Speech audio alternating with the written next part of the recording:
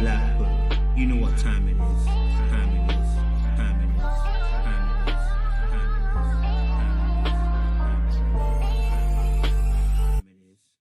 Hey guys, and welcome to Little Black Book 91. We are giving you a Married at First Sight UK version. We're giving you a review on Nikita and also young boy Ant. I say young boy, that's rude. Nikita and Ant. They got married on this particular episode. We got to see a little bit of Nikita and a little bit of Ant, and both of their particular personalities, who they are, what they're about. And I wanted to kind of break down potentially some of the sore spot. Wow, my English is really failing me today. I want to break down some of the sore points I think are going to happen within the course of their marriage. I think everyone has got strong opinions about Nikita, but I think she's not the only one that's going to cause issues within this relationship. I think Ant's got things that he's going to have to deal with, and it's going to come up in the course of this relationship. But if you're new to the channel, please like, share, subscribe, click on the bell button for notification of what? Upload. For those of you who are returnees, you already know what it is, baby. You got the minerals, you got the minerals. Listen, stay hydrated out there. Why? Because the streets are hot, okay? Listen, usually I would have clips for you guys, but unfortunately, because the show has just aired, and it'll be airing every day after, and I'm doing it straight after Let's Just Watched It, there'll be no clips provided. But after next week, we'll have the clips provided for you. So, first things first, all right? Dealing with Nikita and Ant on this particular photo. Here's a picture. I'll grab a picture for you guys in a second so you can have a look at them. But dealing with Ant and Nikita, what was really interesting about them is, first of all, Nikita's talkative behavior. She can talk for England, okay? And it feels like she lacks self-awareness, and it feels like she lacks the ability to understand and know time and season when to... it feels like she lacks the timing when to just bring it in and rein it in. And I think what I see with Nikita is someone who talks a lot, is vibrant, who's extroverted, has a lot of chat, a lot of banter, is someone that really is out there with life, right? But I think part of her talking and part of her talkative behavior without self-awareness shows that potentially she hasn't been curbed. And what I mean by curbed is you haven't been told maybe since you've been young that you talk too much, Nikita. And people who talk too much don't listen very well. Okay? People who talk too much don't listen very well. They're used to talking because they've always been given a platform. Or the opposite happens, which is that some people were stopped from talking from young, and when they find their feet, they begin to talk. I think it's more than likely the former point than actually the latter, in the sense of the fact that oftentimes children can be very, very talkative, but she is on the extreme end. She can just go. She's a red. On the channel we talk about it. She's a red.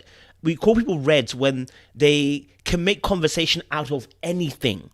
And unless you stop them from rambling, they don't stop going. They'll just keep going and going and going. And we saw that eloquently being done when the girls were having their chat, and she just kept on going and going to the point where she spoke, and it got to a point where she spoke about her dad and being this, that, and didn't even realize old girl next to her was crying. She didn't even clock. She didn't even deep it. She didn't even realize the girl that was next to her, was it Mo or Mon? It might be Mo, was crying. She couldn't realize because she was so involved with talking. Now, sometimes people say that's narcissistic. I don't think it's not. Some people just have never been told and are not self-aware. Being self-aware is the ability to be able to understand how your behavior really affects others. What is the influence you have on them? Right? Sorry, my thinking is defocusing. You need to know how you behave impacts others. Does she know how her conversations impact other people around her? That's the key question. I don't know if she knows. If you want to have a little picture, here it is. All right? That's Ant, and that's also Nikita. Very beautiful couple. He's a very good-looking guy. She's a good-looking girl. Very good looking, right? But she needs to have self-awareness. That's point number one. Okay, and point number two in regards to conversation is that when it comes to communication, it's a two-way street. If you're always talking, when will you listen? And when will you hear the needs of the other person? Right? Communication is meant to promote understanding. You can't wind up understanding each other if you're not actively listening. And what that means is if you're always in the position of talking, if you're always in the position of having to speak, you're going to miss things. And the difficulty here is not only is her partner, not only is she a talker, but her partner struggles to communicate emotionally. I don't know if anyone picked that up. When he was talking to the experts, he said, I struggle to communicate emotionally because I never saw it in my household. I never had that. My father and my brother are quite military background based. We didn't do emotions. So when it comes to emotively expressing myself, I don't have it. That's going to be a problem. Because when she's not listening, when she's not deeping your needs, when she's talking too much, when she's doing too much, you can't express how you truly feel until you've reached. Because oftentimes when people say they can't express themselves, what they mean is until it gets to the absolute peak and the madness of the situation, then I tell you what it is. And by then I've exploded. By then, the person who's getting your energy has received a whole avalanche. Rather than just saying, hey, actually, this is how I feel, you give them a whole grrr, because you've been holding it in for so long. That's what he said. He said, I hold it in, okay, all right? I hold it in, all right, and I deal with it myself. You're going to struggle in a relationship to do that, sir, because there are going to be many things you're going to try and hold in, and eventually it's going to spill out. And it's not going to spill out pretty. It's going to spill out mean. Ugly. And that's where the insensitivity that he said at his vows is going to come out, because you don't know how to express yourself emotionally. This is going to need some counseling, or this is going to end really badly. It will be by the grace of God and luck that these two don't kill each other. Right? Now his friends will say, oh, he needs a strong woman, a woman that will be center of attention, bubbly.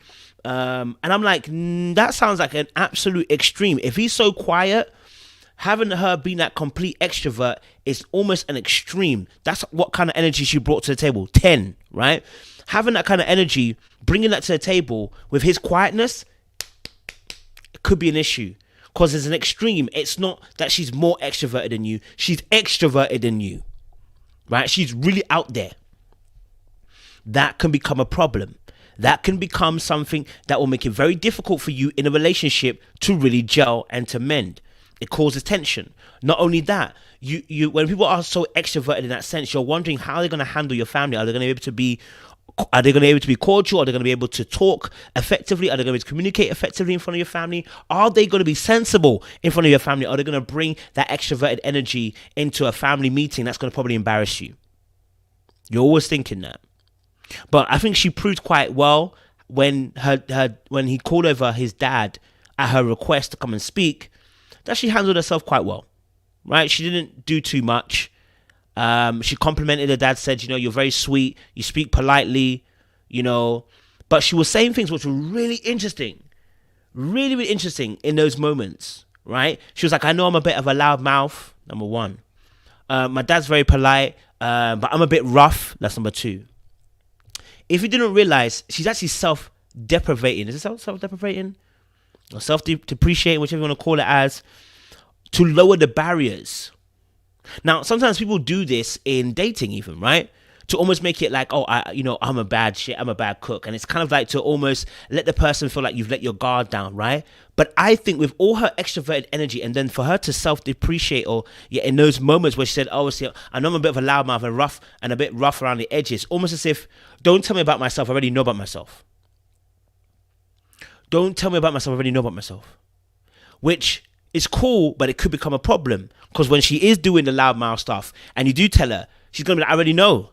But I'm trying to tell you it's a problem, but I already know. And actually doesn't get solved because the person thinks they already know. Right? So, and also sometimes when people self-depreciate in those moments, it may be because actually that's how they value themselves. So all that extroverted energy is a projection. So that people get to know the image you've projected, not the you. So she may be already starting to project an image so that Ant doesn't get to know the real her. Because there may be fear that the real me could be rejected. Real spit. The real me could be rejected. And remember, again, his background is emotionally, he's not well versed. This could be a car crash. All right. His reasoning to come into marriage was because his friends were getting into more serious relationships. He wants to get married. Her reasoning was because she's 27, getting older. She wants kids. Okay. So they both want to be able to get in a relationship because they feel like they're getting older and reaching a new stage of their lives. Fine. All right. Now, when he walked into the wedding, the friend was like, that is not her type. And remember, if you don't know already, Nikita has strongly expressed with vim, energy, passion, what she wants in a man. She has vehemently decreed what she wants in a man. So now, when she doesn't get it, she's frustrated. Right? Because what she wanted was some very specifics when it came to physical attributes.